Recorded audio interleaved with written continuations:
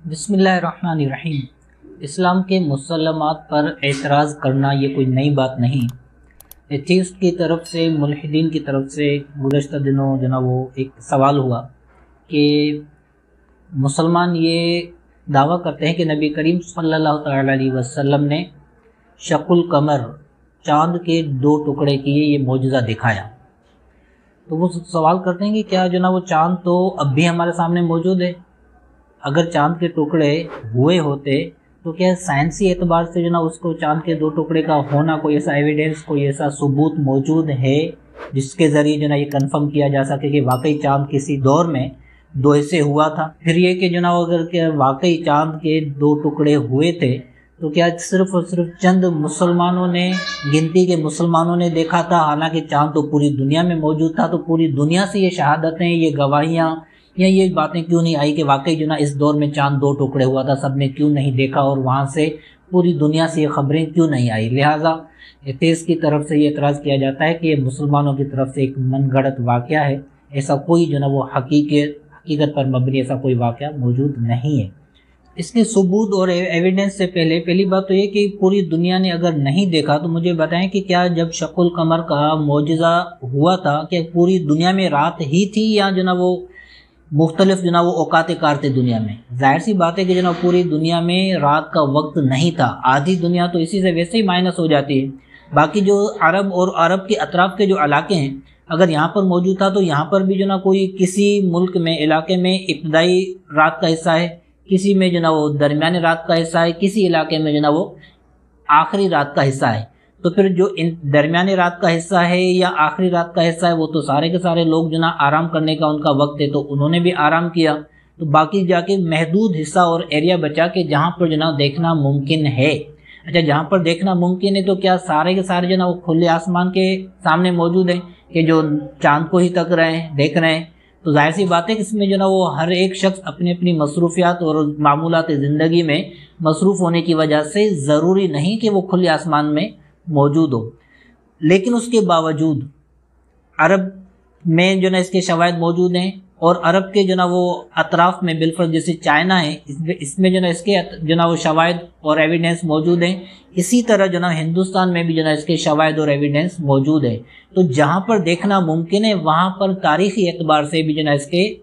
Evidence موجود ہے، اور سائنسی اعتبار سے بھی وہ ہمارے سامنے اس کے ایویڈنس موجود ہیں، جو میں انشاءاللہ عز و جل پیش کرتا ہوں۔ پہلی بات تو یہ کہ وہ موجودہ دور میں خلائی تحقیقات کے اعتبار سے جو سب سے بڑا ادارہ دنیا کا ہے وہ ناسا نے اپولو 10 اور 11، اپولو 10 اور 11 سے جو تصاویر چاند کی کھینچی ہیں وہ تو ابھی بھی ناسا کی ویب سائٹ پر موجود ہیں، جن تصاویر پر بالکل واضح طور پر یہ دیکھا جا سکتا ہے کہ چاند میں درمیان میں ایک دراڑ ایسی موجود ہے جس سے یہ کنفرم ہو سکتا ہے کہ چاند وہ 2 ٹکڑے ہوا ہے، کسی دور میں چاند کے 2 ٹکڑے ہوئے ہیں۔ ڈاکٹر زغلول النجار کہتے ہیں کہ جب میں وہ برطانیہ کی برٹش کارڈف یونیورسٹی میں لیکچر دینے کے لیے جب گیا تو وہاں پر مجھے دوران لیکچر ایک شخص نے مجھے بتایا کہ BBC پر ایک خلائی سفر کے بارے میں وہ سائنسدانوں کو بلا کر جب ایک پروگرام کیا جا رہا تھا، اس پروگرام کے جو میزبان تھے جیمز برگ، انہوں نے وہ مختلف سوالات ان سائنسدانوں سے کیے کہ تم لوگ اتنے کروڑوں اور اربوں ڈالر خلائی سفر پر خرچ کرتے ہو تو اس کا کیا فائدہ ہے؟ ان کے بجائے غریب ملکوں میں، غریب لوگوں میں ان کو تقسیم کیا جائے، یہ خرچ کیا جائے تو ہماری زمینی غربت اور کئی سارے مسائل کا حل مل سکتا ہے۔ تو اس کے جواب میں انہوں نے کہا کہ ہمیں کئی سارے ایسے شواہد اور ثبوت ملے ہیں چاند کے سفر کے دوران، خلائی سفر کے دوران، کہ جو زمین کے لیے بھی کئی ساری اشیاء کے لیے ہمیں مفید ہو سکتے ہیں۔ بالفرض انہوں نے کہا کہ ہمیں ایسے ثبوت ملے ہیں کہ چاند میں درمیان میں ایک دراڑ پائی جاتی ہے، ایک نشان پایا جاتا ہے جس سے یہ واضح ثبوت ملتا ہے کہ چاند کے کسی دور میں 2 ٹکڑے ہوئے تھے۔ ڈاکٹر زغلول النجار نے اپنی کتاب الاعجاز العلمی فی سنت نبویہ میں اس کا تفصیلی تذکرہ کیا ہے۔ تو دیکھیں کہ یہاں تو ایک تو ایک ناسا کی تصویریں موجود ہیں، ان کی ویب سائٹ پر موجود ہیں، جس سے یہ پروف مل سکتا ہے کہ چاند کے 2 ٹکڑے ہوئے۔ پھر یہ کہ BBC کے پروگرام میں سائنسدانوں نے اس بات کا تذکرہ کیا کہ ہمیں اس طرح کے شواہد و ثبوت ملے ہیں کہ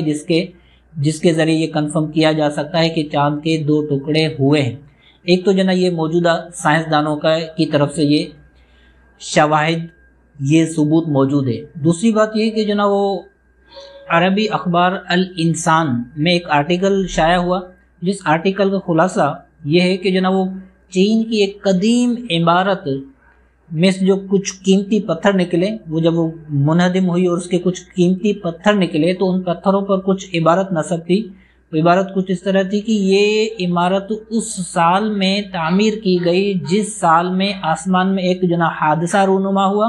اور چاند کے 2 ٹکڑے ہو گئے تھے۔ جب یہ جو نا وہ تاریخ اس میں لکھی ہوئی تھی اور وہ پتھر جب نکالے گئے تو ماہرین نے ان تاریخ کا تقابل جب کیا، جب موازنہ کیا، تو بے عین ہی وہی تواریخ جو نا وہ بنتی تھی کہ جس تاریخ میں نبی کریم صلی اللہ تعالی علیہ وسلم نے شق القمر کا معجزہ دکھایا تھا۔ تو دوسرا یہ تاریخی جو نا وہ ثبوت موجود ہے جو چین کے جو نا وہ قدیم عمارت کے پتھروں میں موجود ہے۔ تیسرا ایویڈنس لندن میں موجود انڈین آفس لائبریری میں پرانے مخطوطات موجود ہیں، جن مخطوطات میں یہ موجود ہے کہ جو نا وہ انڈیا کے جنوب مغرب میں علاقہ ہے مالابار،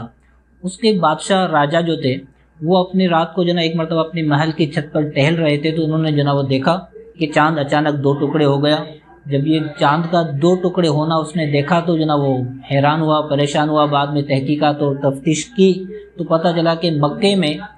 ایک نبی نے یہ معجزہ دکھایا ہے۔ تو جو نا وہ ان کی بارگاہ میں حاضر ہونے کے لیے اپنے پیچھے اپنے بیٹے کو جانشین مقرر کر کے اس نبی کی حاضری میں جب آئے، نبی کریم صلی اللہ علیہ وسلم کی بارگاہ میں پہنچے، وہاں پر مسلمان ہوئے اور واپس جب آ رہے تھے تو سفر کے دوران ہی یمن کے ساحل ظفر پر اس کا انتقال ہوا، وہیں پر اس کا مقبرہ اب بھی موجود ہے۔